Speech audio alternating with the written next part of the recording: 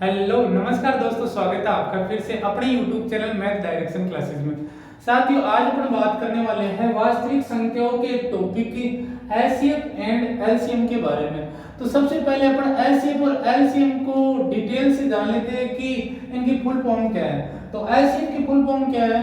Highest common factor, जिसे हिंदी में कहते हैं महत्तम समापवर्तक, मतलब शॉर्ट में मैथ्स है। और एलसीएम का फुल फॉर्म क्या है? लीस्ट कॉमन मल्टीपल, मतलब लघुत्तम समापवर्त्य या लेस। अच्छा, अभी इन फुल फॉर्म को समझने के लिए अपन एक उदाहरण लेते हैं। अपन ने एक उदाहरण ये लिया कि 4 और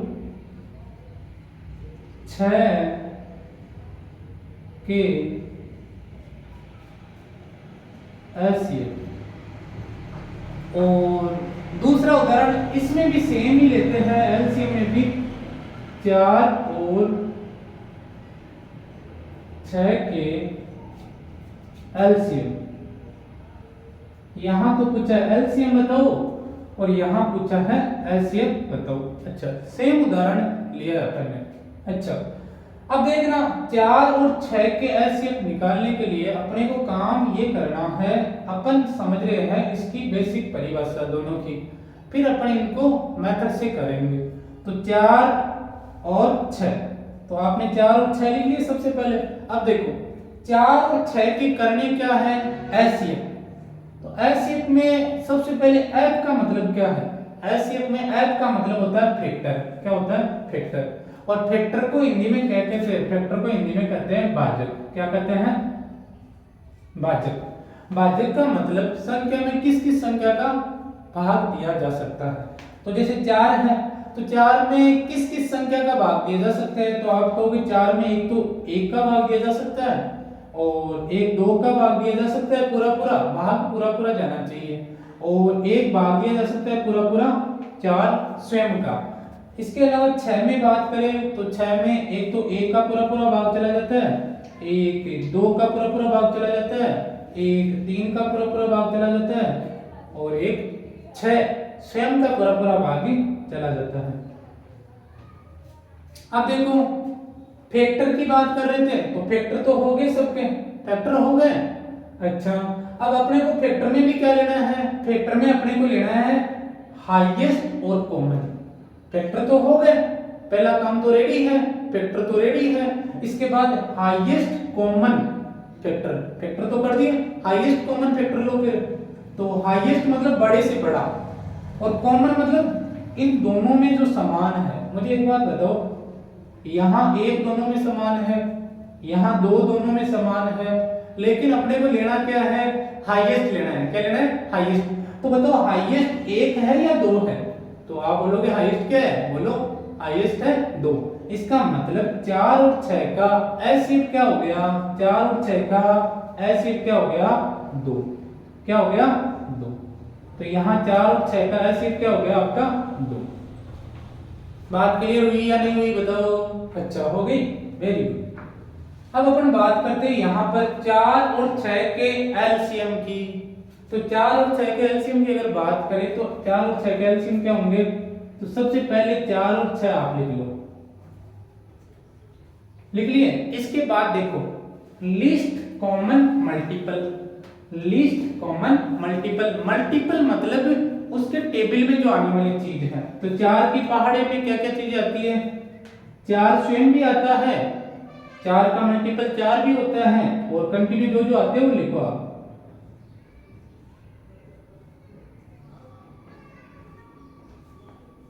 ऐसे कंटिन्यू चलता रहेगा आगे। वैसे 6 के मल्टीपल देखो तो 6 के टेबल लिख दो, मल्टीपल मतलब 6 के टेबल, और आगे continue dot dot dot dot dot चलता रहेगा वो। तो 6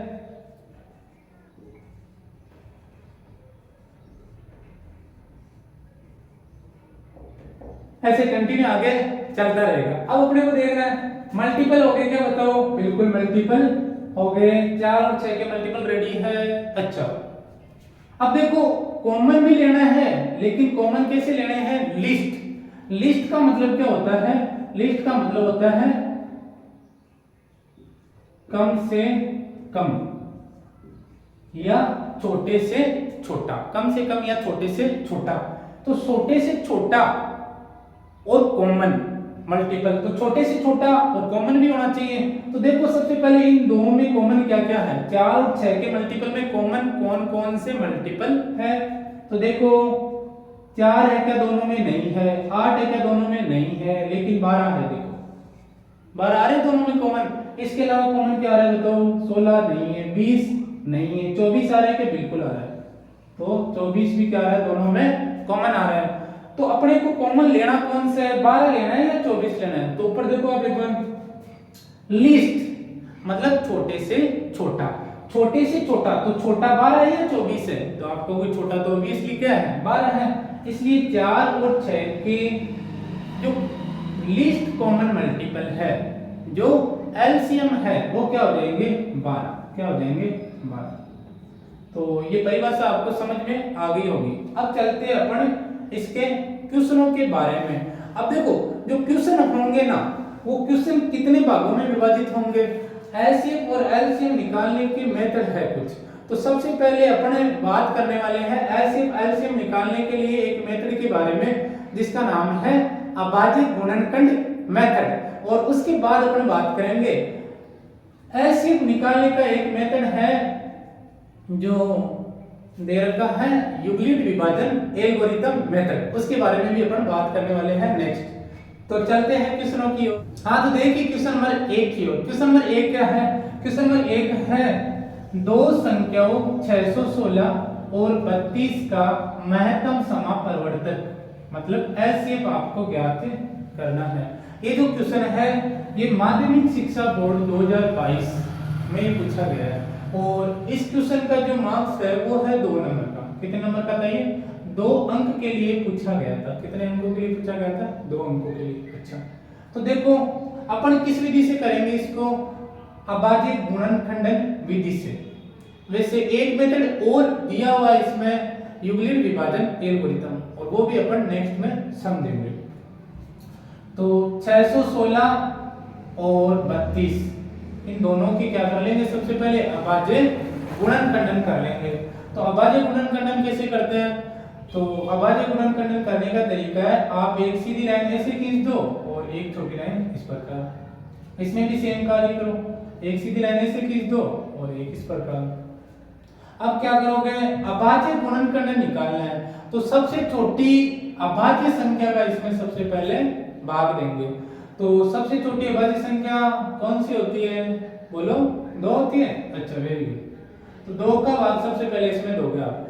तो जैसे 2 का भाग दोगे, 2 एकम 2, 2 दूना 4, 2 तिया 6, कितनी बार चला गया, 3 बार। फिर भाग जाता है कि 2 का 1 में, नहीं जा रहा। अच्छा, नहीं जा रहा तो क्या करो, यहाँ 0 उतार दो और 16 में भाग दो 2 का, कितनी बार चला जाएगा, 8 बार। नेक्स्ट फिर से आप देखोगे इसमें किसका भाग जा रहा है, तो इकाई क्या 8 है, तो फिर से 2 का इसमें भाग दीजिए। तो जैसे 2 का भाग दोगे, 2 एकम 2, कितना बच गया 1 और 0, कितना हो गया 10 हो गया, 2 पंजे 10, और फिर 8 में भाग दोगे 4 बार। अब 2 का भाग दोगे फिर से, क्योंकि इकाई क्या है 4 है, आराम से जा रहा है 2 का भाग, तो 2 का भाग फिर से 2, तो 2 का भाग दोगे 7 बार, 1 बच गया, 14 हो गया, फिर से 7 बार। अब किसका भाग जा रहा है बताओ, 7 का भाग जा रहा है सीधा, तो 7 का भाग दीजिए, क्योंकि देखो 2 के बाद में इकाई क्या वापस यहाँ पर 7 आ रहा है, तो 2 का भाग तो जाएगा नहीं, 3 का भी नहीं जाएगा, क्योंकि 3 का भाग जाने के लिए क्या करना होगा, इसके अंकों की योग में भी 3 का भाग पूरा पूरा जाना चाहिए। जो जा रहा है कि देखो 7 और 7 14, तो 14 में क्या 3 का पूरा पूरा भाग जाता है, नहीं जाता ना। अच्छा, इसलिए आप क्या करोगे, 3 के बाद में 4 का भी नहीं जा रहा, क्योंकि 2 का नहीं जाता तो 4 का भी नहीं जाएगा, और 5 का जा रहा है कि 5 का भी नहीं जाएगा, क्योंकि इकाई क्या है 5 का जाने के लिए इकाई 0 और 5 चाहिए होता है। 6 का 2 का नहीं जाता तो 6 का भी नहीं जाएगा। अब बात करते हैं 7 का, तो 7 का भाग पूरा पूरा देखो आराम से चला जाएगा, साफ साफ नजर आ रहा है अपने को। तो 7 एकम 7 है, 7 एकम 7, 11 बार चला गया। अब बाकी इसका दोगे 11 का, कितनी बार चला जाएगा, 1 बार। तो ये आपने क्या कर लिए 616 के अभाज्य गुणनखंड। तो 616 लिखो और उसके सामने क्या कर लोगे, 6 से 16 के अभाज्य गुणनखंडन। तो 2 2 2 कितनी बार है, 3 बार, तो लिख दोगे 2 गुना 2 गुना 2 इंटू 7 एक बार आया है, इंटू 7 इंटू 11 लिख दिया आपने कंप्लीट। सेम काम आप इसमें भी करोगे 32 के अभाज्य गुणनखंडन निकालने के लिए। तो सबसे पहले किसका भाग दोगे, 2 का भाग दोगे, क्योंकि सबसे छोटी अभाज्य संख्या क्या है, 2 है, तो 2 का भाग दो, कितनी बार जाएगा, 16 बार। फिर 2 का भाग दोगे 8 बार, फिर 2 का भाग दोगे 4 बार, फिर 2 का भाग दोगे 2 बार, फिर 2 का भाग दोगे 1 बार। तो इस प्रकार इसके अभाज्य गुणनखंडन क्या हो गए, 32 के अभाज्य गुणनखंडन भी यहाँ पे लिख दोगे। क्या होंगे, 2 कितनी बार आ रहा है, देखो देखो 1 2 3 4 5, कितनी बार आ रहा है, 5 बार। तो 2 गुणा 2 गुणा 2 गुणा 2 गुणा 2 हो गया 5 बार, 1 2 3 4 5। क्लियर है। तो आपने क्या करा, 616 और 32 के अभाज्य गुणनखंडन निकाल दिए। अच्छा, इसके बाद क्या करोगे, अब निकालना क्या आपको, इसमें एसिड निकालना है, मतलब मसप है। अब देखो एक शॉर्ट आपको मैं तरीका बताता हूँ अभाज्य गुणनखंडन निकालने के बाद। कई बार क्या होता है, अपन कंफ्यूज हो जाते हैं एलसीएम और एलसीएम में। तो देखो तरीका ये है कि यहाँ देखो मैं से, कई बार मैं से पे दे रखा होता है, कई बार मैं से दे रखा होता है, और कई बार एलसीएम दे रखा होता है, और कई बार कंप्लीट महत्तम समापरिवर्तक दे रखा होता है। तो याद रखना आप, महत्तम समापरिवर्तक मतलब मैं से, और कई बार दे रखा होता है मैं से पे। क्या दे रखा होता है, मैं से पे। तो क्या याद रखोगे, एक ट्रिक है याद रखने की, मैं से मत लो, मैं से मत लो, क्या नहीं लेना है, मैं से मत लो, क्या नहीं लेना है, से सारे और पै से पद। क्या ट्रिक हो गई, मत लो सारे पद, मत लो सारे पद, सारे पद नहीं लेने। कौन कौन से पद लेने, जो कॉमन है, कौन से पद लोगे, जो कॉमन है। तो कॉमन पद कौन कौन से, इसमें देखो 2 कॉमन है, फिर 2 कॉमन है, फिर 2 कॉमन है। जो कॉमन पद है केवल वही आपको लेना है। ये केवल याद करने का तरीका है। वैसे मैं लेसर को भी याद करने का तरीका है। वो क्या तरीका है, लेसर पे लिखो, ले से पे। कैसे याद कर लोगे, ले से ले लो, ले लो, से सारे, पैसे पद, मतलब ले लो सारे पद, उसमें सारे पद अपने को ले लेने हैं। और इसमें मसब में मत लो सारे पद, सारे पद नहीं लेने आपको, कौन से लेने, जो केवल क्या है, कॉमन है। तो इनमें कॉमन पद कौन कौन से नजर आए आपको, 2 2 और 2। इसके अलावा देखो 7 इसमें, इसमें क्या नहीं है, 11 इसमें, इसमें क्या नहीं है, नहीं है ना। अच्छा, तो अब इनको क्या कर दोगे, जो कॉमन पद लिया आपने, तो ये जोड़े बन गए, कितने जोड़े बन गए, 3 जोड़े बन गए। तो यहाँ 3 बार क्या लिख दोगे, 2। जो चीज कॉमन आ रही है, क्या कॉमन आ रहा था, 2। तो 2 2 के कितने जोड़े बन गए, 3। तो यहाँ पर 2 2 2 कितनी बार लिख दोगे, 3 बार। अब इसको आपस में क्या कर दोगे, आप क्या कर दोगे, गुणा कर दोगे। Very good. तो गुणा करने पर क्या जवाब आ जाएगा, 2 × 2 4, 4 को 2 से गुणा करेंगे कितना आ जाएगा, 8। क्या जवाब रहेगा, 8। क्या जवाब रहेगा, 8। तो दो संख्याओं 616 और 32 का महत्तम समापरिवर्तक या एचसीएफ क्या होगा, बताओ, 8। क्या जवाब होगा, 8। सही जवाब क्या होगा, 8। तो इस प्रकार आपके 2 अंक यहां से क्या जाएंगे, क्लियर हो जाएंगे। चलो नेक्स्ट क्वेश्चन की ओर चलते हैं। कर लिया इसको नोट।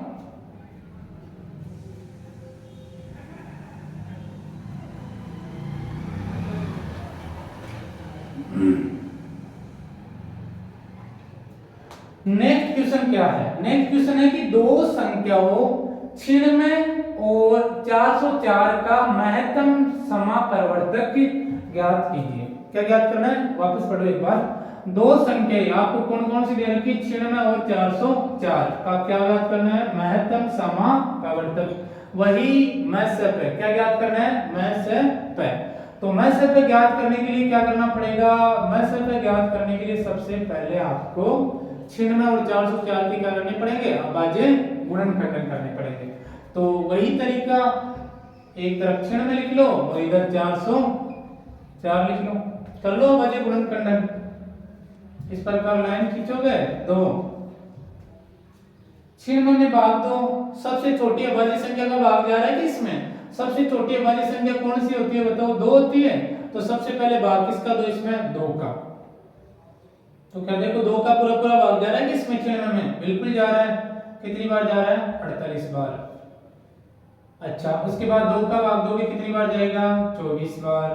फिर 2 का भाग दोगे 24 में कितनी बार चला जाएगा? 12 बार। फिर 2 का भाग दोगे 12 में कितनी बार चला जाएगा? 6 बार। फिर 2 का भाग दोगे 6 में कितनी बार चला जाएगा? 3 बार। फिर 3 का भाग दोगे 3 में कितनी बार चला जाएगा? 1 बार। अच्छा, तो 96 के अभाज्य गुणन खंडन क्या क्या हो गया? आप लिख लोगे यहाँ पर 2 कितनी बार आ रहा है? 1 2 3 4 5। 1 2 3 4 5 लिख लिया। 2 कितनी बार आ रहा था? 5 बार आ रहा था। और 3 कितनी बार आ रहा है? 1 बार। तो 1 बार क्या लिख लोगे? 3। यहाँ तक क्लियर है? अच्छा, अब 404 के भी अभाज्य गुणन खंडन निकालोगे ऐसे ही। तो सबसे छोटी अभाज्य संख्या का भाग दोगे, वो कौन सी है? 2। तो 2 का भाग दो, 2 दूना 4 0, 2 दूना 4। फिर 2 का भाग दो, 2 एकम 2 0 1। क्लियर? अच्छा, अब 101 में किसका भाग जा रहा है? देखो 2 का भाग जा रहा है कि देखो 101 में बिल्कुल नहीं जा रहा। इकाई देखो 1 आ रहा है, इसका मतलब 2 का पूरा पूरा भाग नहीं जाएगा। तो क्या 3 का जा रहा है? क्या 3 का भाग जाने के लिए क्या करना पड़ेगा? अंकों का योग। तो अंकों का योग देखो 1 0 और 1 कितना हो गया? 2। तो क्या 2 में पूरा पूरा भाग जाता है कि 3 का? नहीं जाता ना। अच्छा, इसका मतलब 101 में 3 का भी भाग नहीं जाएगा। 2 का भाग नहीं गया इसमें, और इसमें किसका भाग नहीं गया? पूरा पूरा 3 का भी भाग इसमें नहीं गया। अच्छा, अब 2 का नहीं गया, 3 का नहीं गया, तो 4 का जाएगा क्या? 4 का भी नहीं जाएगा, क्योंकि 4 क्या है? किसका मल्टीपल है? 4 2 का मल्टीपल है। 2 का मल्टीपल है 4। 2 की टेबल में आता है ना 4, तो 2 की टेबल और 3 की टेबल में आने वाली जितनी भी संख्या है उसका भी 101 में भाग नहीं जाएगा। तो 2 का भाग नहीं जा रहा, तो 4 का भी भाग नहीं जाएगा। अब चेक करते हैं क्या 5 का भाग जा रहा है 101 में?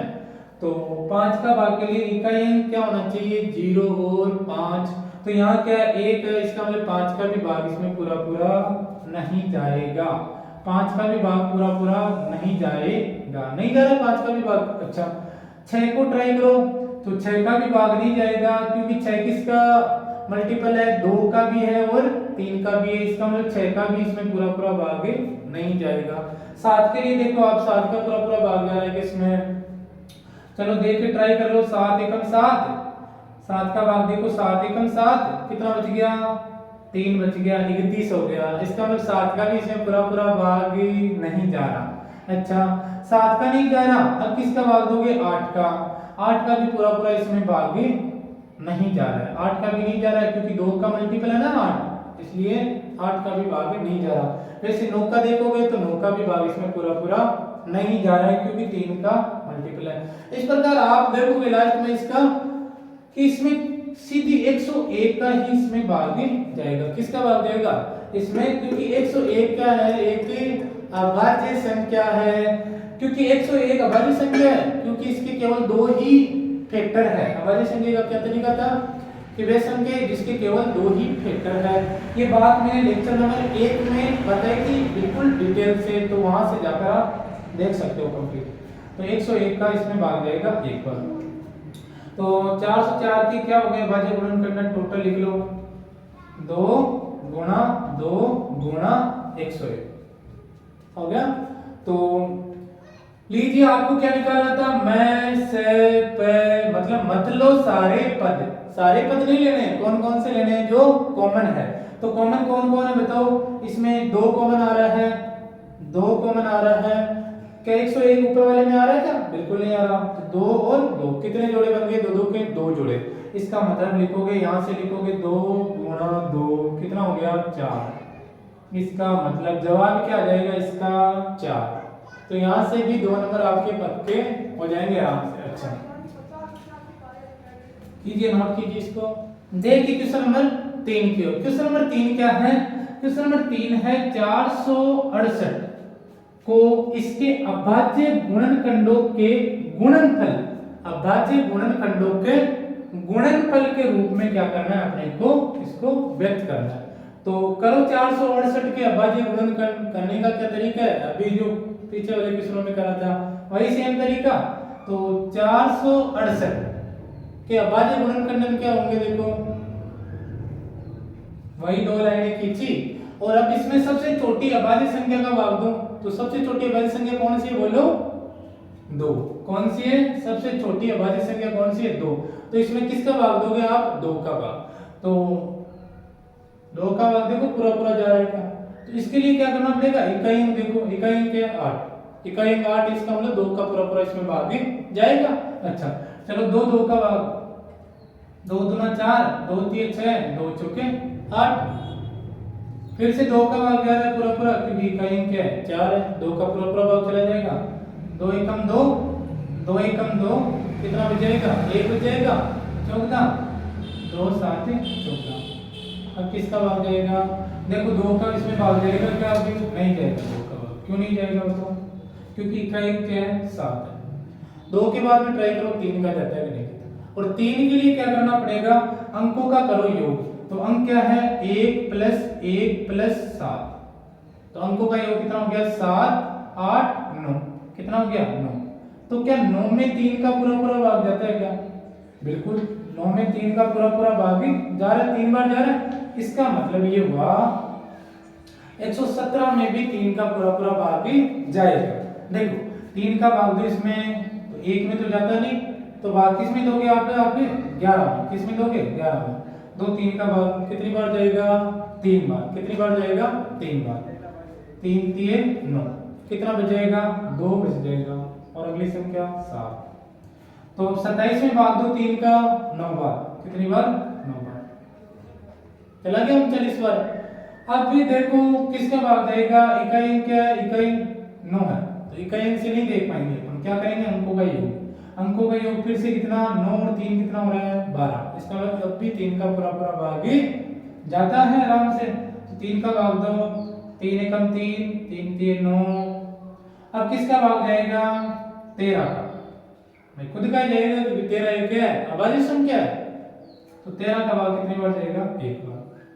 तो अपने को क्या निकालना था? अभाज्य गुणनखंडों के गुणनफल के रूप में व्यक्त करना है। तो 468 को कैसे लिखोगे? 468 को लिखोगे 2 गुणा 2 इंटू 3 इंटू 3 इंटू 13। ये जो है ये आपका आंसर हो जाएगा कि 468 के अभाज्य गुणनखंडों का गुणनफल रूप क्या है? 2 इंटू 2 इंटू 3 इंटू 3 इंटू 13। ये क्या होगा आपका? बिल्कुल सही जवाब। और ये जो क्वेश्चन था ये 1 नंबर का। कितने नंबर का? ये 1 नंबर का। अब अपन बात करते हैं नेक्स्ट क्वेश्चन की ओर। नेक्स्ट क्वेश्चन क्या है? 196 के अभाज्य गुणनखंडों की घातों का योगफल। तो वही सेम पैटर्न है, क्या है? अभाज्य गुणनखंड। तो पहला काम क्या करना है? अभाज्य गुणनखंड। तो पहले अभाज्य गुणनखंड निकाल लो आप जल्दी से। देखिए क्वेश्चन नंबर 4 क्या करना है? सबसे पहले 196 के अभाज्य गुणनखंड। तो सबसे पहला काम तो 196 के अभाज्य गुणनखंड निकाल लो, उसके बाद उसकी जो घात है उसका योग कर देंगे अपन। चलो चलते हैं 196 के अभाज्य गुणनखंड। तो करने का तरीका क्या है? वही 2 लाइन खींचो और सबसे छोटी अभाज्य संख्या कौन सी है? 2। तो 2 का भाग दो सबसे पहले। क्या 2 का पूरा पूरा भाग जा रहा है क्या? इकाई अंक देखो 6, इसका मतलब 2 का पूरा पूरा भाग ही जाएगा।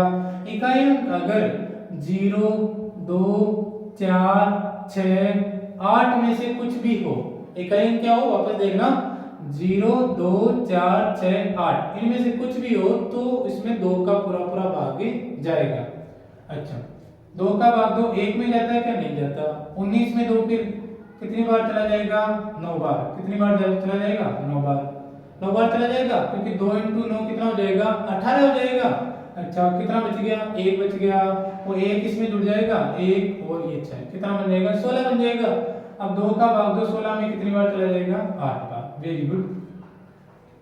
अब 98 में भाग दोगे यहाँ पे, क्या 2 का पूरा भाग जा रहा है, क्या इकाई देखो कितना आ रहा है, 8 आ रहा है, इकाई का आ रहा है ना 8, इसका मतलब इसमें 2 का पूरा भाग जाएगा। तो 2 का भाग दोगे 4 बार, कितनी बार, 4 बार चला जाएगा, 2 चौके 8, कितना बच गया, 1 बच गया, और वो 1 इसके आगे लगकर कितना बन जाएगा, 8 के आगे लगकर कितना बन जाएगा, 18 बन जाएगा। देखो सॉरी, तो 18 में 2 का भाग दोगे कितनी बार चला जाएगा, 9 बार, कितनी बार चला जाएगा, 9 बार। नेक्स्ट देखो किसका भाग जाएगा, क्या इसमें अब 2 का भाग जाएगा, क्या बिल्कुल नहीं जाएगा, क्योंकि इकाई क्या है 9, और चाहिए क्या इकाई 0 2 4 6 8, तभी जा सकता है 2 का पूरा भाग, तो 2 का तो नहीं जा रहा। अब किसका भाग दे, 3 का, क्या 3 का इसमें भाग जा रहा है, क्या 3 का भाग जाने के लिए क्या करना पड़ेगा, अंकों के योग में 3 का भाग जाना जरूरी है। तो जाता है क्या अंकों के योग में 3 का भाग, देखो 9 और 4 कितना हो गया, 13, तो 9 और 4 13 हो गया। तो बताओ 13 में 3 का पूरा भाग जाता है क्या, नहीं जाता, नहीं जाता ना 13 में पूरा भाग, इसका मतलब इसमें 3 का भी भाग नहीं जाएगा। अब आप देखो किसका भाग जाएगा, 4 का जा रहा है क्या, 4 का भी नहीं जाएगा, क्योंकि 2 का नहीं गया था, 2 का मल्टीपल ही 4। अच्छा 5 का देखो, क्या 5 का इसमें पूरा भाग जाएगा क्या, तो 5 का भी इसमें भाग नहीं जाएगा, क्योंकि 5 के लिए क्या होना चाहिए, 5 के लिए इकाई अंक क्या होना चाहिए, इकाई अंक होना चाहिए 0 और 5, लेकिन यहाँ तो इकाई 9 है, इसका मतलब इसमें 5 का भी भाग नहीं जाएगा। अब क्या करें बताओ, चलो देखो 6 का भाग भी नहीं जाएगा, क्योंकि 2 और 3 का नहीं गया, तो 6 का कहां से चला जाएगा, हाँ अच्छा, तो 6 का भी इसमें भाग ही नहीं जाएगा। अब बात करते हैं 7 की, तो क्या 7 का इसमें पूरा भाग जाएगा, अच्छा मुस्कुराहट आ गई, इसका मतलब 7 का पूरा भाग जाएगा। 7 का भाग दो कितनी बार चला जाएगा, 7 बार, सत्तू सत्तू 49, हाँ सत्तू सत्तू 49, क्या बोला है, सत्तू सत्तू इसको, तो कितनी बार चला जाएगा, 7 बार। अच्छा फिर 7 का भाग दोगे कितनी बार, 1 बार। क्लियर बात यहाँ तक। अच्छा करना क्या था आपको, अभाज्य गुणनखंडों की घातों का योगफल, तो अभाज्य गुणनखंडन कर दिया आपने 196 के, क्या हो गया बताओ, 196 के अभाज्य गुणनखंडन, 2 की घात कितनी हो गई, 2 कितनी बार आ रहा है, 2 बार आ रहा है, इसलिए मैंने 2 की घात कितनी लिख दी, 2। 7 कितनी बार आ रहा है, 2 बार आ रहा है, तो अपन क्या लिख देंगे, 7 की पावर 2। अब आज जब गुणनखंडन करें और इसकी जो घातें हैं, इसकी घातें क्या है, 2 और 2, और घातों का क्या करना था आपको बताओ, घातों का क्या करना था, घातों का करना था आपको योगफल, क्या करना था, योगफल। तो योगफल कितना हो जाएगा, 2 और 2 कितना हो जाएगा, 2 + 2 4, कितना हो जाएगा, क्लियर है यहाँ से। अच्छा चलो चलते हैं क्वेश्चन नंबर 5 की ओर। क्वेश्चन नंबर 5 क्या है, चलो देखो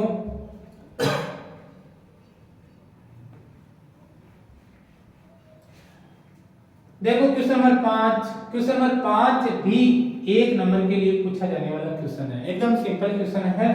सहभाज्य संख्याओं का मध्य क्या होता है, तो सबसे पहले आपको ये समझना पड़ेगा कि ये जो सहभाज्य संख्या है ये क्या होती है, सहभाज्य संख्या क्या होती है, सबसे पहले ये समझना पड़ेगा, इसकी डेफिनेशन समझनी पड़ेगी। तो अपन ये तो जानते हैं कि अभाज्य संख्या क्या होती है, ये तो जानते हैं, वे संख्या शॉर्ट में वे संख्या जिसके केवल और केवल कितने फैक्टर हो, केवल और केवल 2 भाजक हो। इसकी परिभाषा तो मैंने बता रखी है लेक्चर नंबर 1 में। अच्छा अब आपको देना है सहभाज्य संख्या, तो सहभाज्य संख्या क्या है, सहभाज्य संख्या अंग्रेजी में कहते हैं को प्राइम नंबर। तो को प्राइम नंबर क्या होती है, सहभाज्य संख्या क्या होती है, तो सहभाज्य संख्या वे संख्याएं, वे 2 संख्याएं या 3 संख्याएं या 3 से अधिक संख्याएं, वे संख्याएं जिनका एलसीएम, वे संख्याएं जिनका एलसीएम क्या लिखोगे, वे संख्याएं जिनका एलसीएम कितना हो 1। वे 2 या 2 से अधिक संख्याएं, वे 2 या 2 से अधिक संख्याएं जिनका एलसीएम कितना हो 1 हो, क्या कहलाती है, सहभाज्य संख्या कहलाती है। जैसे उदाहरण से समझो, जैसे कोई भी 2 संख्या ले लो या 3 संख्या ले लो अपनी मर्जी से कोई भी, जैसे लेकिन उनका एचसीएफ कितना होना चाहिए, उनका एचसीएफ 1 होना चाहिए।